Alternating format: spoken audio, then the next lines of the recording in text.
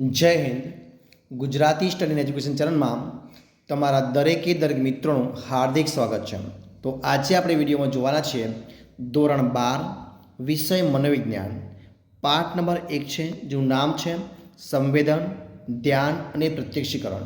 તો મિત્રો, જે પાઠ છે સંવેદન, ધ્યાન અને પ્રત્યક્ષીકરણ, એ પાઠના જેના સ્વાધ્યાયના પ્રશ્નો છે, તો સ્વાધ્યાયના મિત્રો આપણે વિભાગ એ, વિભાગ બી અને વિભાગ સી અને વિભાગ ડી, એ ચારે ચાર વિભાગના મિત્રો આપણે પ્રશ્નો સંપૂર્ણપણે સ્વર સાથે જોયા છે. તો હવે આપણે વિભાગ ઈ વિશે મિત્રો આપણે વિડીયોમાં ચર્ચા કરવાના છીએ. તો વિડીયો પૂરેપૂરો જોજો, બરાબર છે. તો સંપૂર્ણ સરળ તમને જોવા મળશે. તો શરૂઆત કરીએ આપણે વિભાગ ઈની. તો વિડીયો પૂરેપૂરો જોતા રહેજો. તો જુઓ, વિભાગ ઈ તમારી સમક્ષ એમાં આપ્યું છે કે નીચેના પ્રશ્નોના ઉત્તર સવિસ્તર લખવાના છે. એમાં પહેલો પ્રશ્ન જો શું છે કે જ્ઞાનેન્દ્રિયની પ્રક્રિયા અને સંવેદનના કોષોના નામ આપી વિગતે સમજાવવાનું છે. શેના? જ્ઞાનેન્દ્રિયની પ્રક્રિયા અને સંવેદનના જે કોષો છે, કોષોના નામ આપી વિગતની ચર્ચા કરવાની છે. તો આપણે શરૂઆત કરીએ તો કે રાસાયણિક હવા ગંધ ગ્રાહક તંતુઓના સંસર્ગમાં આવતા વ્યક્તિ ગંધની સંવેદના અનુભવે છે, અને એ રીતે પ્રાણ ચેતાતંતુઓ બંને નાકની ઉપરની બાજુ સાંકડી નળીમાં મર્યાદિત વિસ્તારમાં રહેલા છે, અને એ પ્રમાણે ગંધવાહક તંત્ર ઘ્રાણપેશીઓનું બનેલું છે, જેની શાખાઓ વાળ રૂપે નાકના વિસ્તારમાંથી બહાર આવે છે, અને એ રીતે ઘ્રાણપેશીઓ ચેતાતંતુઓ દ્વારા મગજ સાથે સંબંધ ધરાવે છે, અને નાકમાં જુદી જુદી વિવિધતાવાળા ચેતાતંતુઓ આવેલા છે. દરેક ચેતાતંતુને તેને અનુકૂળ હોય એવા હવામાં ફરતા કણોને પ્રતિસાદ આપે છે અને ગંધ સંવેદના ઉપજે છે. અને એ પ્રમાણે પ્રાણેન્દ્રિય તીવ્ર અને નાજુક હોય છે. અને આપણે જે હેનિંગ છે મનોવૈજ્ઞાનિક, એ હેનિંગે ગંધના 6 પ્રકારો દર્શાવે છે. કેટલા પ્રકારો? 6 પ્રકારો દર્શાવે છે. કયા કયા?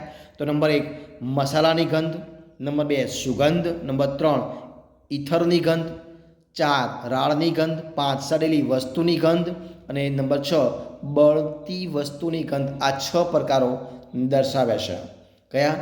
મસાલાની ગંધ, સુગંધ, ઇથરની ગંધ, રાળની ગંધ, સડેલી વસ્તુની ગંધ અને બળતી વસ્તુની ગંધ. કોને આપે છે? તો હેનિંગે. કેટલા પ્રકારો? તો 6 પ્રકારો. જોઈએ આપણે આગળ.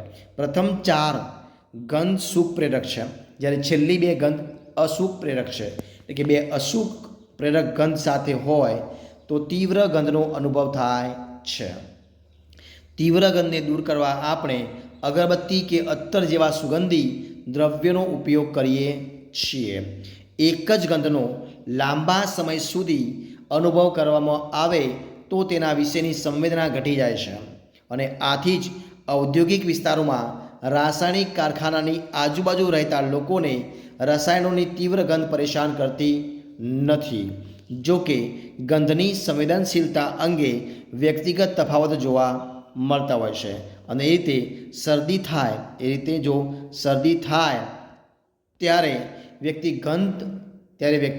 મંદ ગંધ પણ અનુભવી શકતી નથી. અને આ ઉપરાંત અન્ય વ્યક્તિના ગમાણગમામાં, પ્રાણીઓમાં જાતીય આકર્ષણ થવામાં, ખોરાકની પસંદગીમાં, વિજાતીય સાથીની પસંદગી માટે પ્રાણેન્દ્રિયનો ઉપયોગ થાય છે. હવે જોઈએ આપણે પ્રશ્ન બીજા નંબરનો. જો શું છે કે ધ્યાનનો અર્થ આપી એનું સ્વરૂપ સમજાવવાનું છે. એનો ધ્યાનનો અર્થ આપી એનું સ્વરૂપ સમજાવવાનું છે. તો આપણે સમજાવવાનો પ્રયત્ન કરીએ કે ધ્યાનની બાબતમાં મોટા ભાગની વ્યક્તિઓની ફરિયાદ હોય છે. શું હોય છે?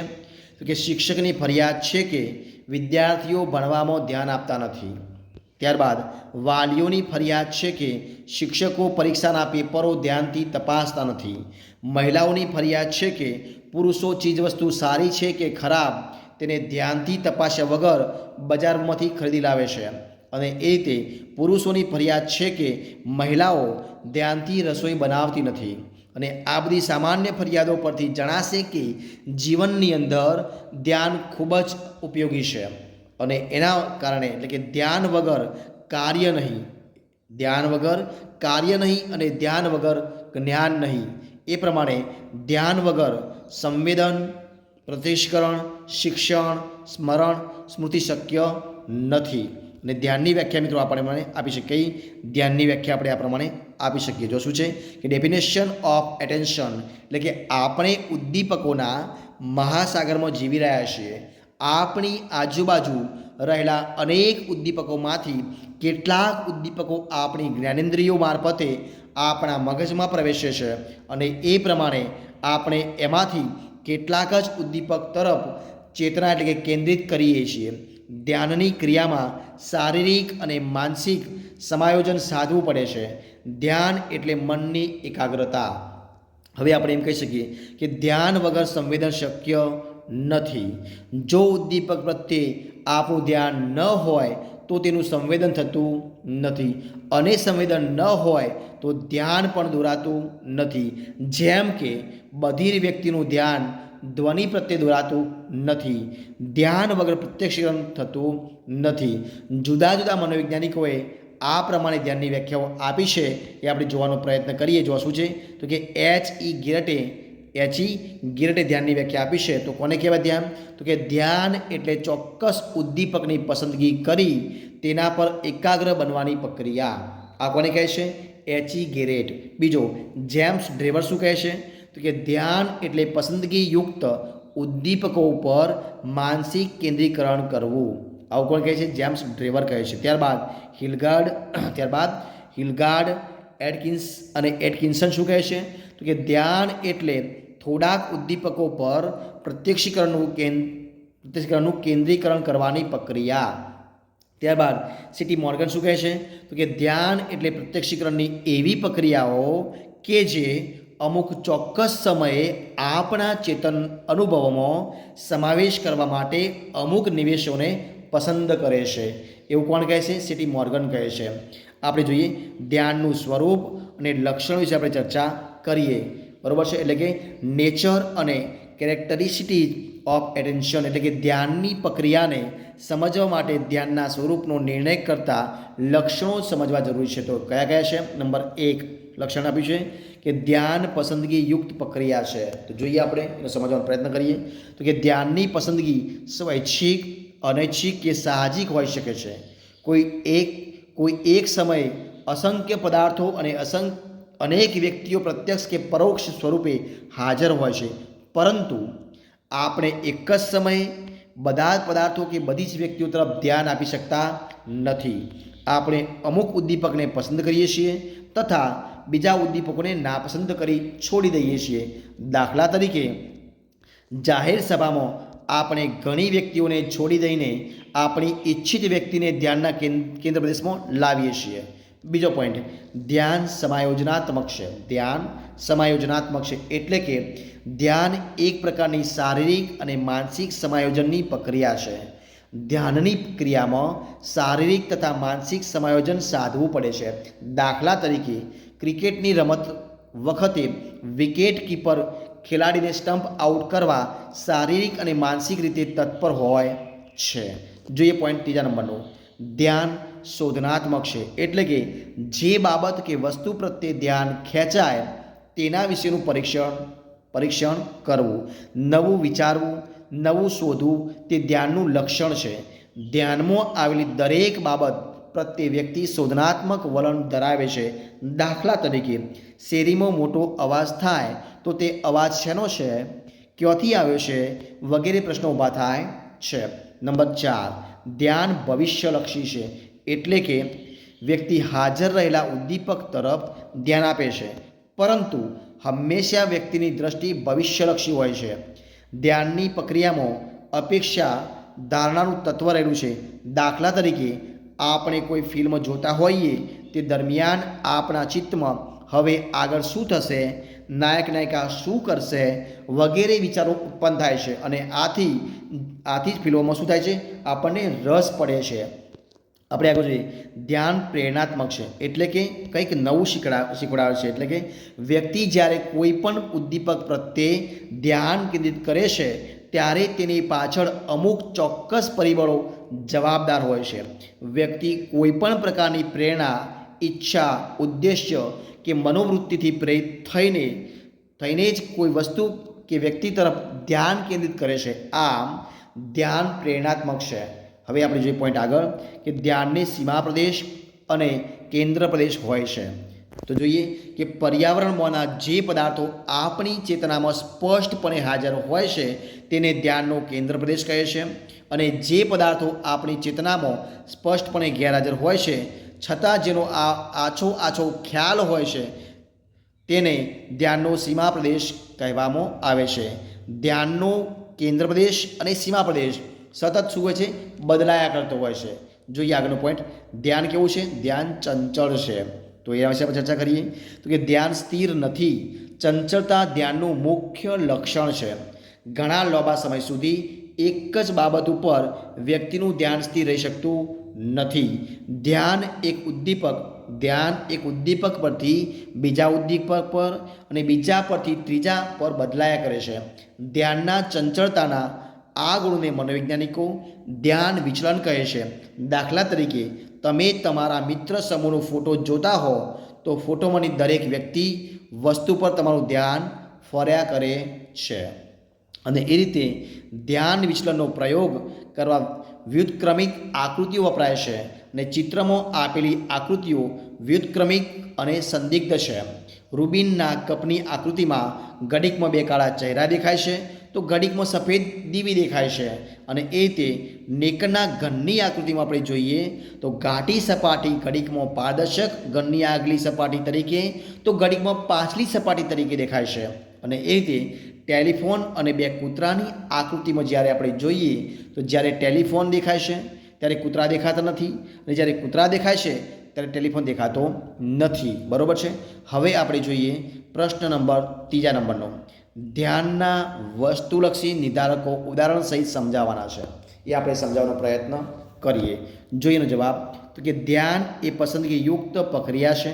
જે ઉદ્દીપકને આપણે પસંદ કરીએ તે ઉદ્દીપક તરફ આપણું ધ્યાન જાય છે. દાખલા તરીકે કેટલાક ઉદ્દીપકો એવું માનસિક આક્રમણ કરે છે કે જે તે ઉદ્દીપક તરફ ધ્યાન આપોઆપ આકર્ષાય છે. ધ્યાનના નિર્ધારિત પરિબળોને મુખ્યત્વે 2 પ્રકારમાં વહેંચવામાં આવે છે. કેટલા પ્રકારમાં? 2 પ્રકારમાં. કયા કયા? તો નંબર 1, ધ્યાનના બાહ્ય કે વસ્તુલક્ષી નિર્ધારકો એટલે કે ઓબ્જેક્ટિવ ફેક્ટર્સ, અને ધ્યાનના આંતરિક કે વ્યક્તિગત નિર્ધારકો એટલે કે સબ્જેક્ટિવ ફેક્ટર્સ. આ 2 એના મુખ્ય લક્ષણો છે. તો ધ્યાનને આકર્ષિત કરનારા બાહ્ય કે વસ્તુલક્ષી નિર્ધારકો આ પ્રમાણે છે. કયા કયા? તો નંબર 1, ઉદ્દીપકની તીવ્રતા. તો જોઈએ આપણે કે મંદ ઉદ્દીપકની સરખામણીમાં તીવ્ર ઉદ્દીપક જલ્દી ધ્યાન ખેંચે છે. જેમ ઉદ્દીપકની તીવ્રતા વધારે તેમ ધ્યાન વધુ આકર્ષાય. ધીમા અવાજની સરખામણીમાં મોટો અવાજ, ચોખ્ખા પ્રકાશની સરખામણીમાં ઝળહળતો પ્રકાશ આપણું ધ્યાન જલ્દી ખેંચે છે. એટલે કે ઉદ્દીપકની તીવ્રતા જેમ વધુ તેમ વધુ. જોઈએ બીજો પોઈન્ટ, ઉદ્દીપકનું કદ. તો કદ કેવું હોય એના વિશે ચર્ચા કરીએ.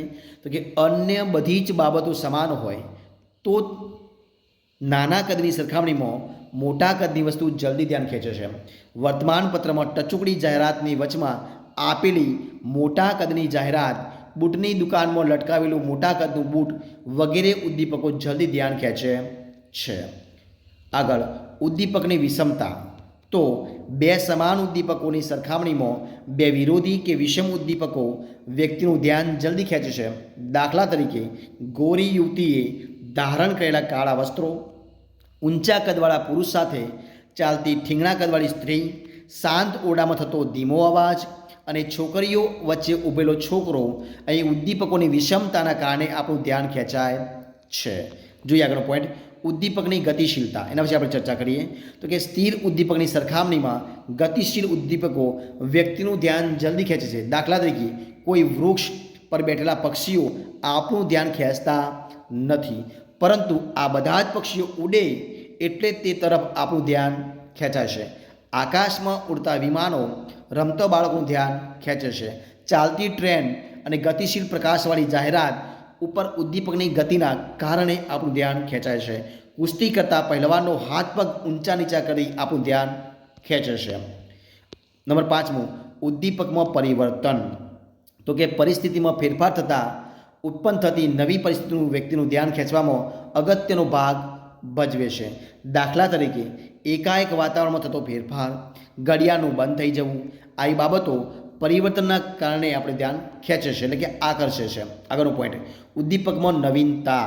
ઉદ્દીપકમાં નવીનતા વિશે ચર્ચા કરીએ તો કે ચીલાચાલુ ઉદ્દીપકની સરખામણીમાં નવીનતા ધરાવતું ઉદ્દીપક વ્યક્તિનું ધ્યાન જલ્દી ખેંચે છે. દરરોજ પેન્ટ અને શર્ટ પહેરીને આવનાર શિક્ષક કોઈક દિવસ જબ્બો અને સુરવાલ પહેરીને આવે તો દરેકનું ધ્યાન ખેંચાય છે. નવી ફેશન, નવીનતા રૂપે વ્યક્ત થતી વિચિત્રતાઓ, વ્યક્તિના વિચિત્ર વર્તનો વગેરે નવીનતાના કારણે આપણું ધ્યાન ખેંચે છે. નંબર 7મો પોઈન્ટ, ઉદ્દીપકનું પુનરાવર્તન. જેનું ઉદ્દીપકનું પુનરાવર્તન. તો જોઈએ એના ચર્ચા કરીએ આપણે તો કે એકના એક ઉદ્દીપકને વારંવાર રજૂ કરવામાં આવે તો વ્યક્તિનું ધ્યાન ખેંચાય છે. પ્રચારકો એકની એક વાત વારંવાર રજૂ કરે છે, પરિણામે એકાદ વખત તો લોકો તેને સાંભળે જ છે. ફક્ત એકાદ વાર થયેલી રજૂઆત ધ્યાન બહાર જવાની શક્યતા રહે છે અને આ કારણે જ રેડિયો કે ટીવી ઉપર વારંવાર એકની એક જાહેરાત રજૂ કરવામાં આવે છે. જો કે કેટલીક વાર પુનરાવર્તન અરુચિકર હોય છે તો નિરસતા અને કંટાળો પણ જન્માવે છે. તેની ધ્યાન ખેંચવાની શક્તિ પણ શું થાય છે? ઓછી થાય છે. હવે જોઈએ ઉદ્દીપકનો રંગ, એના વિશે આપણે ચર્ચા કરીએ તો કે ઉદ્દીપકનો રંગ કેવો છે એના વિશે જોઈએ તો કે વર્તમાન યુગમાં વ્યક્તિનું ધ્યાન ખેંચવા માટે વિવિધ રંગોનો ઉપયોગ કરીને સજાવટ કરવામાં આવે છે. કેવળ સફેદ અને કાળા રંગની વસ્તુઓ કરતાં વિવિધ રંગોના ઉપયોગવાળી વસ્તુઓ લોકોના ધ્યાનને જલ્દીથી આકર્ષે છે. દાખલા તરીકે રંગીન પોસ્ટરો, પુસ્તકો અને માસિકોના વિવિધ રંગી પૂંઠા, વિવિધ રંગના વાહનો, રંગીન જાહેરાતો વગેરે આપણે ચર્ચા કરી શકીએ. તો મિત્રો અહીંયા આપણે જે વિભાગ E છે એના 1 થી 3 પ્રશ્નો આપણે અહીંયા જોઈશું. બાકીના જે મિત્રો પ્રશ્નો બાકી રહેશે આપણે નેક્સ્ટ વિડીયોમાં જોઈશું. તો જો તમને મારો વિડીયો ગમ્યો હોય, પસંદ આવ્યો હોય, યુઝફુલ લાગ્યો હોય તો ને લાઇક કરો, કોમેન્ટ કરો, તમારા મિત્રોને વિડીયો શેર કરો. છેલ્લે ચેનલમાં નવા હોય, ચેનલ સબસ્ક્રાઈબ ન કરી હોય તો ગુજરાતી સ્ટડી એન્ડ એજ્યુકેશન ચેનલને સબસ્ક્રાઈબ કરવા માટે વિનંતી છે. મારા વિડીયોને પહેલાંથી છેલ્લા સુધી જોવા માટે તમારા દરેક મિત્રોનો હું દિલથી ખૂબ ખૂબ આભાર માનું છું. આપણે ફરી મળીશું એક નવા વિડીયો સાથે, નવા ટોપિક સાથે. ત્યાં સુધી બની રહો. જય હિન્દ, જય ભારત, જય જય ગરવી ગુજરાત. Best of luck.